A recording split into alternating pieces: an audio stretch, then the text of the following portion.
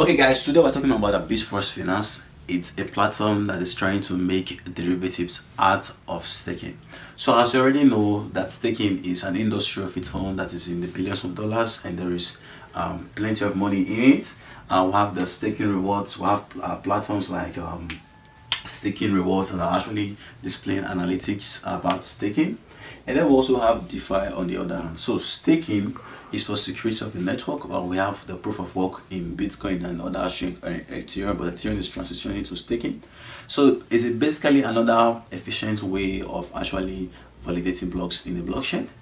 And that conflicts with the interests of DeFi. DeFi is actually a movement of itself that is seeking to bring traditional financial primitives to the blockchain in a way that is faster, better, and more decentralized. So for the problems with staking some of the times may require you to have some competence. It requires the issues of you being a network uptime. If not, your stake will be slashed and some other problems. And then for DeFi, it requires none of that. But if you look at the complexities, it's more easier to stake to engage in DeFi than to stake most of the times, and it requires low energy.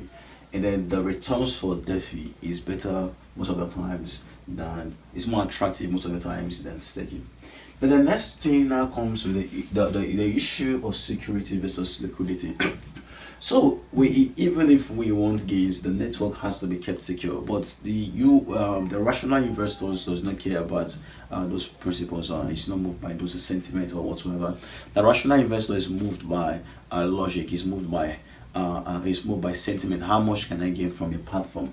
And that is what we talk about security versus liquidity. And if you look at the Bifrost ecosystem, it's actually a platform where um, it is a staking network that is changing the way we do things. If you know about platforms like Compound or Aave that you deposit your coins with, and then they give you an equivalent. Let's say, for example, you deposited your Ethereum or whatsoever, and then they give you an equivalent of it, then you can trade it liquid and all that.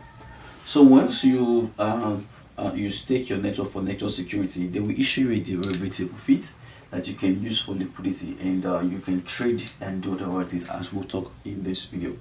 The next thing is staking, and so once you stake in a in a platform, staking nowadays is not cross-chain most of the times. So if you stake on Ethereum, you end only with Ethereum, but with this platform, you can stake with one platform and you can do a lot of things. So let's talk about the network token. So let's follow it sequentially. So the platform has a token called the BNC token. It will be used as a commission to pay for anything on the system. If you want to transact for stuff, you want to pay for things, anything you want to do within the system, you have to use this token. And the next thing is slash collateral. So what that means is that you can call it security deposit.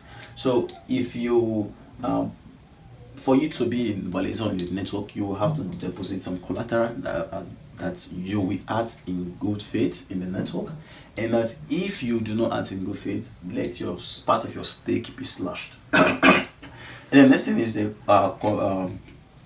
governance version. So being a holder of the BNC token, it actually means that you will be part of those that can actually validate the network.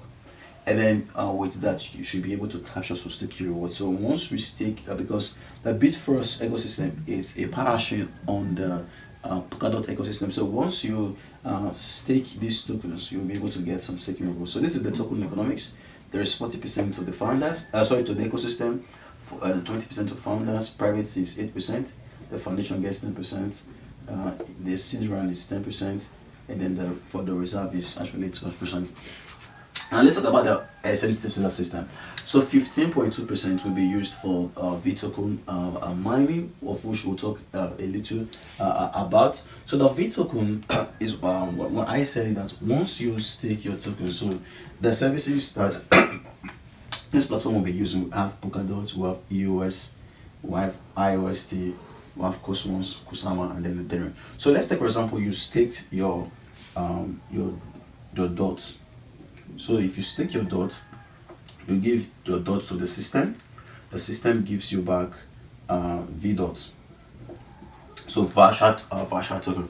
So you stake your dot for security of the network, they give you V dot for liquidity. So this V dot that is given to you, it's tradable, it's exchangeable. You can plug it to DeFi applications. So unlike traditional traditional system, so this is the staking rewards, and then we'll have the vTokens. So before now, staking does not make you participate in DeFi. But now, once you are issued vTokens, you can participate in DeFi. You can exchange it, you can put them to DApps of any choice, and then they are cross-chain, right? So for the network, the incentive is that 15.2% will be given for precious luggage, giving back and sending back. And then the initial parachain offering, they will allocate 12.8% of the BNC tokens will be given to the initial IPO in parachain offering. So the total amount of tokens will be, for now, it will be 80 million BNC tokens.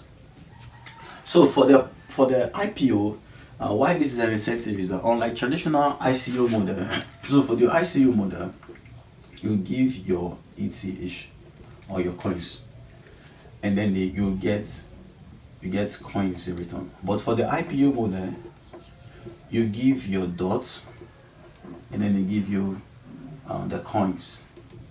So what you're actually doing is, some people are saying they should change the name to initial bonding offering. So you are not necessarily giving out your tokens most of the time. No, when you give out these tokens, you are doing it in a pledge that I'm pledging to the future of this platform.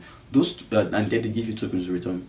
What you give out, what you give out to be bonded, it's for actually the platform to secure a parachain. So in Polkadot, if this is Polkadot, for example, there are a lot of chains. They call them parachains, parallel chains.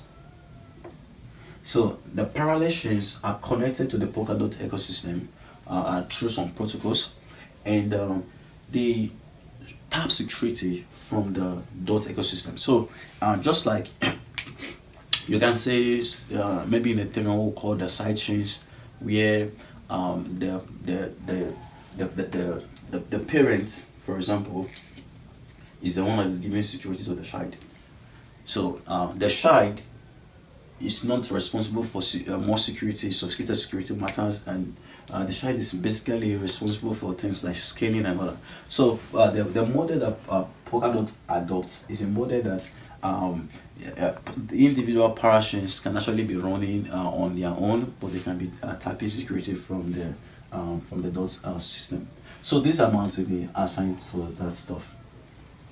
The next thing on the system is let's talk about the network participants. So for the network participants, there are a few of them. We have validators. So validators, as we already know, there are people that are involved with production and the validation of blocks. Collectors, so you can say these people, they validate or they authenticate. These people, they are involved with data, so they collect data together.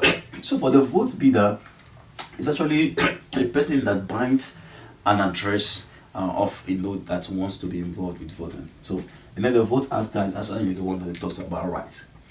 Now the notary is the one that is involved with cross-chain functions. So because I said the services that the platform will be involved with is Polkadot, IOST, and a host of other chains. So if we want to do cross-chain communications, that we want to transfer assets from one chain to another, how do we relay this kind of information? There are different proposals for the likes of hash logs and other.